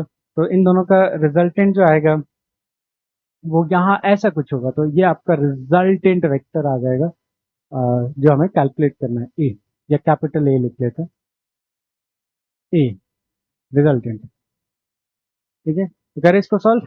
तो ए की वैल्यू, तो वेक्टर एडिशन का आपको फॉर्मूला पता ही है, a square plus b square plus 2ab cos theta. तो चलो a square is 4 square plus b square is 2 square plus 2ab, है ना, 2ab कॉस थीटा, दोनों के बीच का जो एंगल है 120, cos 120 इज माइनस हाफ, इसकी वजह से ए की वैल्यू अंडर रूट, ये आ गया 16 प्लस 4 माइनस हाफ से आ गए -8, तो कुल मिला के आ गया under root 12, which is nothing but 2√3 unit. तो 2√3 यूनिट, तो इसका मतलब इन दोनों वेव के सुपरपोजिशन से, है ना, दोनों वेव के सुपरपोजिशन से जो रिजल्टेंट वेव आएगा उसका एम्पलीट्यूड इतना होगी। बट हमारी कहानी खत्म नहीं हुई, अभी हमें फेज निकालना है। तो देखो, हम फेज निकालने के लिए हमें ये एंगल निकालना होगा। तो अगर ये रिजल्टेंट वेव का एंगल पता चल गया, लेट्स से इसको कुछ और नाम दे देते हैं, यहाँ पर अल्फा नाम दे देते हैं। तो अगर ये अल्फा मिल गया तो वो अल्फा ही, क्योंकि क्या हो जाएगा, फेज हो जाएगा किसका, आपके वेक्टर का, क्योंकि हमने स्टार्टिंग वाला तो जीरो पे लिया ना, तो जीरो पर जीरो एंगल पे लिया है पहला वेक्टर। तो चलो अल्फा कैसे निकालेंगे, अगेन वेक्टर का, तो let angle between resultant wave and first wave. ठीक है, जैसे फर्स्ट वेव नहीं, या हम वेक्टर के टर्म में बात कर रहे हैं, तो vector resultant vector and first vector, तो हम कैसे करते हैं वेक्टर में, हमारा tan अल्फा का फॉर्मूला होता है tan अल्फा। ठीक है, tan अल्फा का फॉर्मूला हम ऐसे याद रखते हैं, देखो कैसे, अगर आपको फर्स्ट वेक्टर के साथ एंगल निकालना है तो a1 नीचे लिखना है डिनोमिनेटर में, ठीक है, और a2 ऊपर, फिर क्या करना है, प्लस करके नीचे भी a2 और ऊपर साइन थीटा, नीचे कॉस थीटा। कैसे याद रखेंगे कि साइन थीटा ऊपर आएगा कि कॉस थीटा, क्योंकि इधर टैन है तो इधर भी टैन टाइप का कुछ बनाने के लिए sine theta cos theta, sine upon cos, इधर शॉर्ट ट्रिक है याद रखने के लिए। तो ये फॉर्मूला हम वेक्टर में यूज करते हैं, यहाँ पे भी यूज कर सकते हैं। तो देखो क्या आ जाएगा इसके केस में, तो a2 की वैल्यू है हमारे पास 2, a1 इज 4, तो 2 साइन 120, थीटा की वैल्यू 120, तो sign 120 is √3/2 divided by a1 की वैल्यू है 4 और a2 की value 2, cos 120 is minus half, तो 4 प्लस 2 माइनस हाफ, तो सॉल्व करें, 2 से 2 डिवाइड हो जाएगा, नीचे 3, और तो ये आ जाएगा 1/√3, 1/√3। इसका मतलब हमारा अल्फा का आंसर आ जाएगा, अल्फा का आंसर कितना आ गया, 30 डिग्री। ये हमारा फेज होगा। तो यही आपके, अब क्योंकि ये रिजल्टेंट वेक्टर का एंगल है, तो यही आपके रिजल्टेंट वेव का फेज होगा। ठीक है, तो हमारा आंसर कितना हो जाएगा, एम्पलीट्यूड इतना और फेज इतना। ठीक है, तो ये ट्राई करते हैं, अगेन गुड क्वेश्चन इसमें भी। इस सवाल में हमें 3 वेव का एम्पलीट्यूड निकालना है, इसीलिए जरूरी था, इसीलिए मैं आपको शॉर्ट ट्रिक सिखा रहा था। यहाँ पर मैंने ये वेक्टर वाला जो तरीका पूरा बताया, मैं सीधा फॉर्मूला से भी करा सकता था, बट अगर ये वेक्टर वाला मेथड समझ लेते हो तो आप मोर देन 2 वेक्टर्स के लिए भी रिजल्टेंट निकाल सकते हो, क्योंकि मोर देन 2 वेक्टर्स के लिए तो हमारा कोई फॉर्मूला ही नहीं है। चलो इसको करते हैं, तो हमारे पास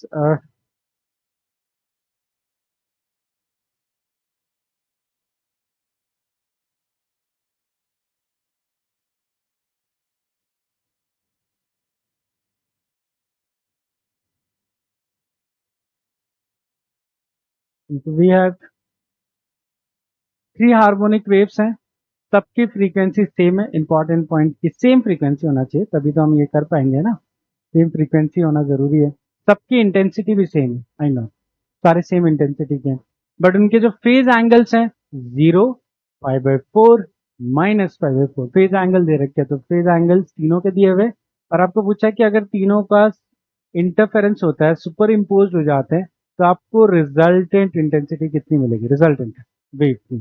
चलो ये अब अच्छा क्वेश्चन हुआ ना, क्योंकि इसका फॉर्मूला तो है नहीं, तो हमें अपना ट्रिक, शॉर्ट ट्रिक यूज करना पड़ेगा सॉल्व करने के लिए। तो देखो हम ऐसे करेंगे, तो हम याद कर लेते हैं, सबका एम्पलीट्यूड सेम है, और एक का 0, एक का π/4।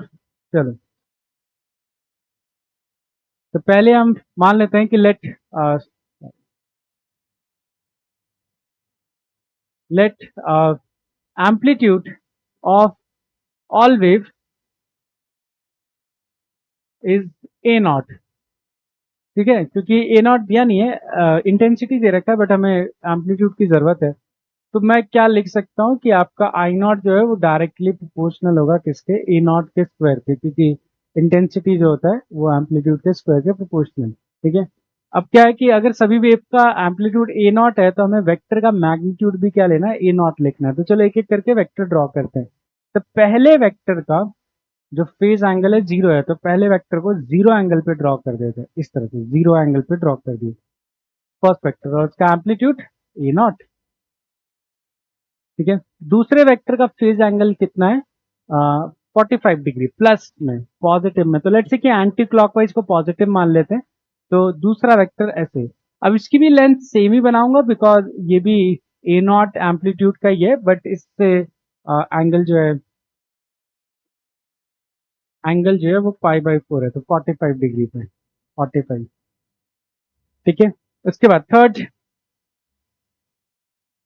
जो वेक्टर है उसका फेज एंगल -π/4 है। -π/4 तुम समझ ही सकते हो, नीचे की तरफ वो बताने की कोशिश कर रहे हैं, तो मुझे क्लॉकवाइज बनाना पड़ेगा, क्योंकि एंटी क्लॉकवाइज को अगर पॉजिटिव बनाए और लेंथ सेम रखनी पड़ेगी, तो अप्रॉक्स में लेंथ सेम रख रहा हूं। और इसका भी एम्पलीट्यूड या मैग्नीट्यूड ए नॉट, और इसका फेज एंगल इस तरह से 45। ठीक है, चलो आगे अब करेंगे इसमें। अब इनका रिजल्टेंट निकालना है, तो फटाफट इनका रिजल्टेंट निकाल लेते हैं। तो हम क्या करते हैं, जो सेकेंड वेक्टर जो है, ये फर्स्ट वेक्टर, ये सेकंड और ये थर्ड, हम कर सकते हैं। तो सेकंड और थर्ड का जो रिजल्टेंट है पहले वो करते हैं। तो आप देखोगे सेकंड और थर्ड जो है वो 90 डिग्री पर है, और दोनों की वैल्यू सेम है। तो हमें वेक्टर में पता है कि जब कोई, तो पहले हमने फर्स्ट वेक्टर देखो वहीं का वहीं छोड़ दिया, तो फर्स्ट वेक्टर वो कुछ नहीं कर रहे, बट जो अब सेकंड का रिजल्टेंट आएगा, तो सेकंड और थर्ड का जो रिजल्टेंट आएगा, तो दोनों का मैग्नीट्यूड सेम है, दोनों के बीच एंगल 90 है, तो दोनों का जो रिजल्टेंट आएगा वो कितना आएगा, 90 डिग्री पे रिजल्टेंट जो होता है, 90 डिग्री पे रिजल्टेंट होता है under root A1 square plus A2 square. तो इन दोनों का रिजल्टेंट आ जाएगा √2 A नॉट, ये 2 और 3 के लिए। और इनका एंगल कितना आएगा 45, तो 45 पे इनका रिजल्टेंट आ जाएगा, तो ये आ गया दोनों का रिजल्टेंट √2 A नॉट। अब हमारे पास बचा है फर्स्ट, अभी भी बचा है, और सेकंड और थर्ड को हमने रिजल्टेंट कर दिया। अब दो वेक्टर, तो फाइनल रिजल्टेंट, अब क्योंकि ये दोनों पैरेलल हो गए, तो फाइनल रिजल्टेंट जो हमें मिल रहा है, तो आपका जो रिजल्टेंट वेव होगा उसका एम्पलीट्यूड क्या मिलेगा, √2 ए नॉट प्लस ए नॉट। ये हमारा रिजल्टेंट एम्पलीट्यूड आ गया। ठीक है, इसको चाहो तो हम ऐसे भी लिख सकते हैं, रिजल्टेंट 2 + 1 ए नॉट। आपको ध्यान रखना है कि हमें इंटेंसिटी पूछा है, एम्पलीट्यूड नहीं। तो इंटेंसिटी निकालने के लिए एक और स्टेप, क्योंकि हमें पता है कि इंटेंसिटी डायरेक्टली प्रोपोर्शनल होगा ए स्क्वायर के। Why, because intensity of resultant wave will be proportional to square of the amplitude of resultant wave। अब इसको क्या करेंगे, डिवाइड करेंगे। देखो यहाँ से ये इक्वेशन 2 दिख रहा है, यहाँ से इक्वेशन 1 दिख रहा होगा, इनको डिवाइड कर दे तो I/I0 इस तरह से आ जाएगा, और I/I0 की वैल्यू कितना आएगा, √2 + 1 का whole square A naught square divided by A naught square. और यहाँ से ए नॉट और ए नॉट डिवाइड हो जाएंगे, तो आपके पास बचेगा ये √2 + 1 का होल स्क्वायर। तो √2 + 1 का होल स्क्वायर कर दो, √2 की वैल्यू कितना होता है 1.41, तो 1.41 बेसिकली विल बिकम 1.41 बिकम 2.41 का स्क्वायर, और ये अप्रॉक्सीमेटली आ जाएगा 5.82। ये आंसर है।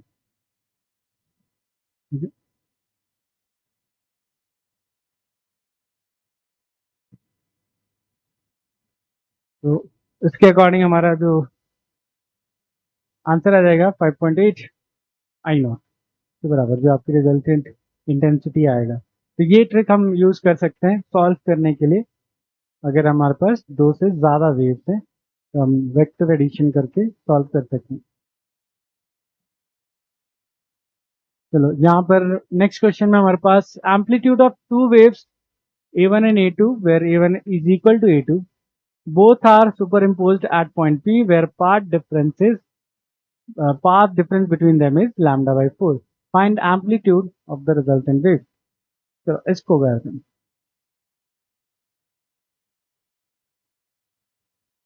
पहली चीज जो है इसमें एक चीज मेंशन नहीं किया है बट वो करना जरूरी है, इनको करना चाहिए था, ये बोलना चाहिए था हैविंग सेम फ्रीक्वेंसी। ठीक है, तो having same frequency, same frequency. तो इन्होंने अगर पार्ट डिफरेंस दे ही दिया है तो फिर एक ही लोकेशन पे उसी पर्टिकुलर टाइम की बात कर रहे हैं, ठीक है, जरूरत नहीं है। अगर एट अ इंस्टेंट बात कर रहे हैं तो वो दे ही रखा है डायरेक्टली। ओके, तो हमारे को पार्ट डिफरेंस दे रखा है लैम्डा बाय 4। तो पार्ट डिफरेंस पे एग्जैक्ट उस मोमेंट पे कितना फेज डिफरेंस होगा डेल्टा 5 वो हम निकाल सकते हैं। तो एग्जैक्ट उस मोमेंट पे जो फेज डिफरेंस होगा वो कितना होगा 2 pi by lambda into delta x. I know यहाँ पर एक और टर्म होता है बट कुछ भी इंफॉर्मेशन जब तक नहीं मेंशन की है सवाल में तो हम मानेंगे कि इनिशियल फेज डिफरेंस जीरो ही है, इसलिए इनिशियल फेज डिफरेंस वाला टर्म नहीं लेंगे यहाँ पे। तो 2 pi by lambda into delta x is lambda by 4, जैसे इसमें दिया हुआ है। हाँ, लैम्डा बाई 4 यहाँ से सॉल्व करेंगे और ये आ जाएगा पाई बाई 2 मतलब 90 डिग्री। पहले सोचते हैं क्या 90 डिग्री पर कंस्ट्रक्टिव होगा कि डिस्ट्रक्टिव होगा, तो इससे पता चल जाएगा ना, डायरेक्ट बता पाएंगे कि इंटेंसिटी कितना होगा। क्योंकि अगर कंस्ट्रक्टिव इंटरफेरेंस हुआ तो नेट एम्पलीट्यूड आएगा 2a, जो जुड़ जाता है, ऐड हो जाता है। और अगर डिस्ट्रक्टिव हुआ तो जीरो, क्योंकि सब्ट्रैक्ट हो जाता है और दोनों सेम है। इस बार तो चेक करते हैं पाई बाई 2 पे कंस्ट्रक्टिव होता है कि डिस्ट्रक्टिव। तो इस तरह से दिमाग लाएंगे फॉर कंस्ट्रक्टिव इंटरफेरेंस जो हमारा पार्ट डिफरेंस होता है, फिर रिमेंबर पार्ट डिफरेंस क्या होता है, एन लैम्डा के बराबर होता है, मल्टीपल्स ऑफ लैम्डा। और हमारा जो डिस्ट्रक्टिव इंटरफेरेंस होता है वो होता है 2n+1। 2n+1 मतलब odd multiple of lambda by 2। जो नोटिस करेंगे कि ये जो लैम्डा बाई 4 है वो ना ही मल्टीपल ऑफ लैम्डा है या ना ही odd multiple of lambda by 2 है, दोनों ही नहीं। तो ना ही कंस्ट्रक्टिव है ना ही डिस्ट्रक्टिव है, मतलब हमारी इंटेंसिटी या एम्पलीट्यूड ना ही 2a आएगा और ना ही 0 आएगा, तो दोनों के बीच में कुछ आएगा। तो चेक कर लेते हैं कितना आएगा। तो अब हमें निकालना एम्पलीट्यूड। तो एम्पलीट्यूड कितना होता है अंडर रूट 2 वेव्स के लिए a square b square plus 2 a b into cos 90, क्योंकि 90 है ना, फेज डिफरेंस 90 पाई बाई 2। तो कॉस पाई बाई 2 जीरो हो गया, तो यहाँ पे हमारे पास क्या बचा under root A square plus A square और that is equal to √2।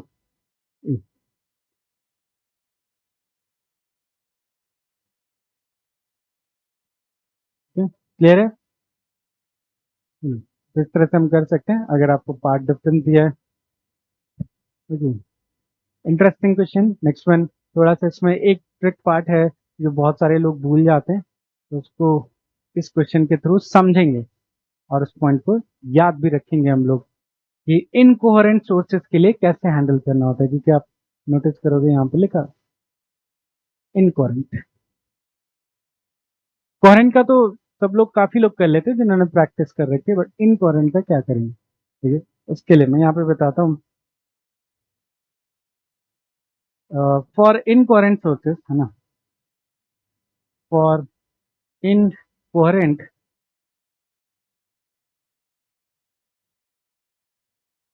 Sources, देखो अब कोहेरेंट सोर्सेस उसको बोलते हैं जिनका फेज डिफरेंस टाइम के साथ चेंज ना हो। तो कोहेरेंट सोर्सेस उनको बोला जाता है जिनका फेज डिफरेंस टाइम के साथ चेंज ना हो। तो इनकोहेरेंट सोर्सेस क्या हो जाएंगे, इनकोहेरेंट वो सारे सोर्सेस हो जाएंगे जिनका फेज डिफरेंस टाइम के साथ वेरी करता है। मतलब एक ही लोकेशन पे अलग अलग टाइम पे अलग अलग फेज डिफरेंस होना, मतलब इसी लोकेशन, मान लो ये लोकेशन है, इस लोकेशन पे अभी जीरो है, फिर थोड़ी देर बाद पाई बाई 2, फिर थोड़ी देर बाद पाई, फिर थोड़ी देर बाद 2 पाई, इस तरह से फेज डिफरेंस वेरी करता है। तो फेज डिफरेंस अगर वेरी करता है और अगर हमारी इंटेंसिटी है ना, हमारी इंटेंसिटी क्या था I1 प्लस रिजल्टेंट इंटेंसिटी जो है वो क्या है, 2 I1 I2 cos फाइव। अब देखो, अगर हमारा फाइव जो है वो टाइम के साथ चेंज हो रहा है तो हमारी रिजल्टेंट इंटेंसिटी भी टाइम के साथ चेंज होगी। तो अगर रिजल्टेंट इंटेंसिटी टाइम के साथ चेंज हो रही है तो हमें एवरेज लेना पड़ता है ये बताने के लिए कि कितनी overall on an average intensity रहेगी, क्योंकि इस केस में कोई फिक्स इंटेंसिटी नहीं आएगी, वो चेंज होती रहेगी। तो हम क्या कर सकते हैं, एवरेज ले सकते हैं। तो एवरेज इंटेंसिटी, तो एवरेज क्या आएगा, अब I1 कांस्टेंट है, कांस्टेंट का एवरेज कांस्टेंट खुद रहता है, I2 कांस्टेंट है उसकी भी वैल्यू खुद रहेगा।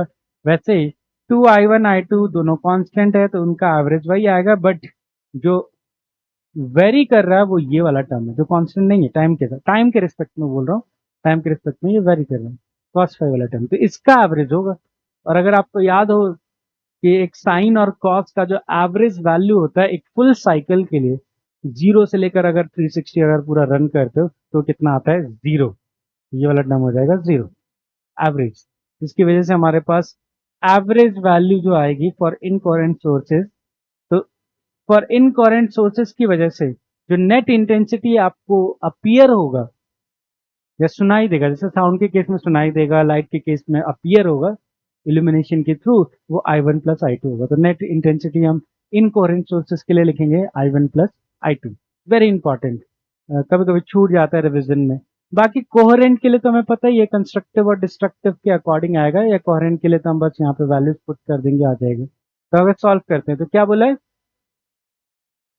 resultant intensity at a point when waves are incoherent is I1। तो I1 incoherent के लिए resultant है, और जब coherent है तो I2 है। तो आपको पूछा है ओके, जब फेज डिफरेंस 60 है, अच्छा फेज डिफरेंस भी दे रखा है 60, तो चलो करते हैं। यहाँ पर फॉर कोहेरेंट सोर्सेज, चलो अब कोहेरेंट के लिए भी कर लेना, for coherent sources, for coherent sources जो भी इंटेंसिटी होती है वो फेज पे डिपेंड करता है, जो फिक्स फेज होता है, तो इस केस में फेज 60 दिया है, तो कितना आएगा, I1 plus I2 plus 2 under root, एक मिनट मैंने शायद पिछले स्लाइड में कुछ गड़बड़ कर दिया, यस सॉरी, यहाँ पर अंडर रूट I1 I2 आएगा, तो ध्यान रखना है ना। तो under root I1 I2 cos phi, phi की वैल्यू अभी कोरेंट में कितना दे रखा है, 60, कॉस 60 हाफ होता है, जिसकी वजह से ये आ जाएगा I1 plus I2 plus 2 under root I1 and I2। ये हो गया I2 का आंसर, बेसिकली ये I2 का आंसर है जो हमें सवाल में I2 दे रखा है। सवाल में बोल रखा है कि कोहेरेंट सोर्सेज का जो रिजल्टेंट है 60 डिग्री पर फेज पर उतना है। तो चलो अब रेशियो लेते हैं, हमें निकालना है I1 अपॉन I2 का रेशियो। तो इनकोहेरेंट के केस में I1 है, तो इनकोहेरेंट केस में I1 की वैल्यू कितना आया था, I1 प्लस I2 दोनों का समीशन। और कोहेरेंट के केस में कितना है, I1 plus I2 plus 2 under root I1 I2। अब रेशियो निकालने के लिए देखो यहाँ पर एक मैनिपुलेशन करना पड़ेगा, हम न्यूमरेटर और डिनोमिनेटर दोनों को I2 से डिवाइड करेंगे। तो अगर न्यूमरेटर को तुम I2 से डिवाइड करोगे, ये बन जाएगा I1 divided by I2 plus 1, और डिनोमिनेटर में क्या बन जाएगा, है ना, सिमिलर तरीके से ऐसे I1 बाय I2 प्लस 1, है ना, यहाँ I1 बाय I2, यहाँ पे तो 1 हो गया, यहाँ पे 2 तो रहेगा ही, 2 तो रहेगा ही। अब इसको I2 से डिवाइड करोगे तो √2 कैंसिल होके बन जाएगा under root I1 bye I2। अब मैंने ऐसे क्यों किया वो समझ में आएगा जब आप क्वेश्चन की पहली लाइन देखेंगे। हमें क्या दे रखा है, दोनों वेव की इंटेंसिटी का रेशियो दिया 1/9, तो 1/9 दिया तो यहाँ पर 1/9 पुट कर देंगे, तो 1/9 plus 1 divided by 1/9 plus 1 plus 2/3, 2/3 आ जाएगा क्योंकि √1/9 का √1/3 आ जाएगा। तो इसको ऐड करेंगे तो आई थिंक ये ऊपर 10, इधर 9 प्लस 3 13, हाँ, तो 10/13, इससे हमारा आंसर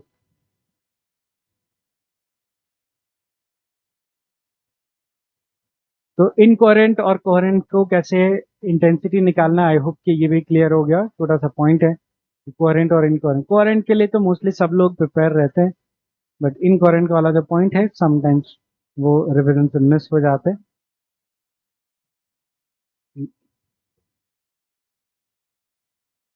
नेक्स्ट क्वेश्चन के लिए,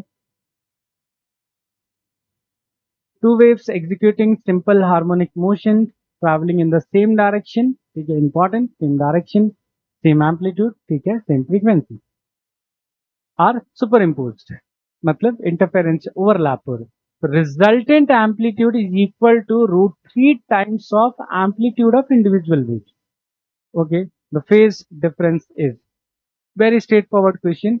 आपको इस केस में रिजल्टेंट वेव का एम्पलीट्यूड गिवन है, आपको फेज डिफरेंस निकालना है। चलो, तो पहले तो हम रिकॉल करेंगे अपने फॉर्मूले को कि हमारा रिजल्टेंट एम्पलीट्यूड का फॉर्मूला क्या होता है, √A1 square plus A2 square plus 2A1 A2 cos five,